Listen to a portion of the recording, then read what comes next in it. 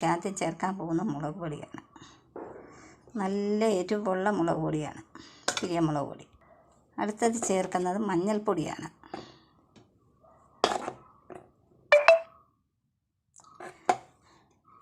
വീണ്ടും ചേർക്കുന്നത് കുരുമുളക് പൊടി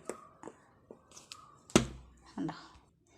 ഇനി ചേർക്കുന്നത് മസാല പൊടിച്ച് വെച്ചിരിക്കുന്നത് പെരുംജീരകപ്പൊടിയാണ്. ഇനി ഉപ്പ് ഇതെല്ലാം ചേർത്ത് കൂർക്ക, കുരുമുളക് പൊടി, മുളക് പൊടി, മഞ്ഞൾപ്പൊടി, ഉപ്പ്, മസാലപ്പൊടി. ഇനി വെള്ളവും ചേർത്ത് അടുപ്പിൽ വെക്കുകയാണ്. ഇപ്പോഴേ കൂർക്ക വെന്തു. ഇനി താളിക്കാൻ പോവുകയാണ്. അതിന് ചട്ടി വെച്ചു, എണ്ണ ഒഴിച്ചു, താളിക്കാൻ പോവാണേ. ഇപ്പോൾ ചട്ടി വെച്ചു, എണ്ണ ചേർത്തു, കടുക് ഇടുകയാണ്. കൂർക്കൽ ചേർക്കാൻ വേണ്ടി അരിഞ്ഞ് വെച്ചിരിക്കുകയാണ്. ഇത് സബോള, ഇഞ്ചി, കറിവേപ്പില, ഇത് തക്കാളിപ്പഴം. കടുക് കൂട്ടിക്കഴിഞ്ഞ് സബോള ചേർക്കുകയാണ്. സബോള, ഇഞ്ചി, കറിവേപ്പിലയും കൂടെ ചേർക്കുകയാണ്.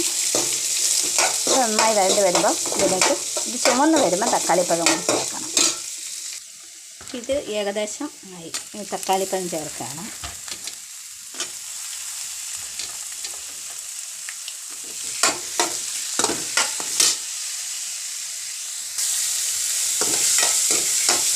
ശരിയായില്ല, കുറച്ചുകൂടി ഇത് അലുക്കാനുണ്ട്. ചൂട് വഴണ്ട് വരണം.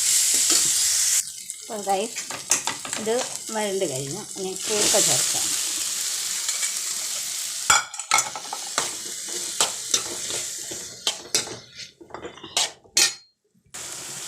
കഞ്ഞി വെന്തുകൊണ്ടിരിക്കുന്നു. കപ്പ വേവിച്ചതിരിപ്പുണ്ട്. കൂർക്ക ഇളക്കിക്കൊണ്ടിരിക്കുന്നു. സ്വല്പം കൂടി ശരിയാകാനുണ്ട്. ചൂടൊന്ന് നന്നാകുന്നുണ്ട്. അപ്പോഴേ ഗൈസ്, കൂർക്ക റെഡി, എല്ലാം റെഡിയായി. നല്ല ടേസ്റ്റാണ്. ഈ തക്കാളിയും ഇഞ്ചിയും കൂടി ചേർത്ത് കറിവേപ്പിലൊക്കെ ഇട്ട് വഴറ്റി ലാസ്റ്റ് ചേർത്തത് കൊണ്ട് നല്ല ടേസ്റ്റാണ്. അപ്പോൾ ആദ്യം കുരുമുളക് പൊടി ചേർത്തതാണ്. കുരുമുളക് പൊടി നല്ലൊരു ഇൻഗ്രീഡിയൻസാണ് കേട്ടോ. കുരുമുളക് പൊടി ചേർക്കാത്ത ഒരു കറി ഞാൻ ഉണ്ടാക്കത്തില്ല. വെളുത്തുള്ളി, ഇഞ്ചി, കുരുമുളക് പൊടി, മഞ്ഞൾപ്പൊടി, പിന്നെ കടുക്, ഇത് ആരോഗ്യത്തിന് ഏറ്റവും നല്ലതാണ്. ഇത് ചേർക്കാത്ത ഒരു കറികളും ഞാൻ ഉണ്ടാക്കാറില്ല. അപ്പം നിങ്ങളെല്ലാവരും ഇത് ഉണ്ടാക്കി ഒന്ന് നോക്കണം. ഈ തക്കാളിപ്പഴമൊക്കെ ചേർത്തൊന്ന് ഉണ്ടാക്കി നോക്കണം. എന്നിട്ട് നിങ്ങൾക്ക് ഇഷ്ടപ്പെട്ടെങ്കിൽ എൻ്റെ ഈ വീഡിയോ ലൈക്കും ഷെയറും കമൻറ്റ് ചെയ്യാത്തൊരു കമൻറ്റും ചെയ്യണം. എനിക്ക് മുൻപ് ഹലോ സനുമർ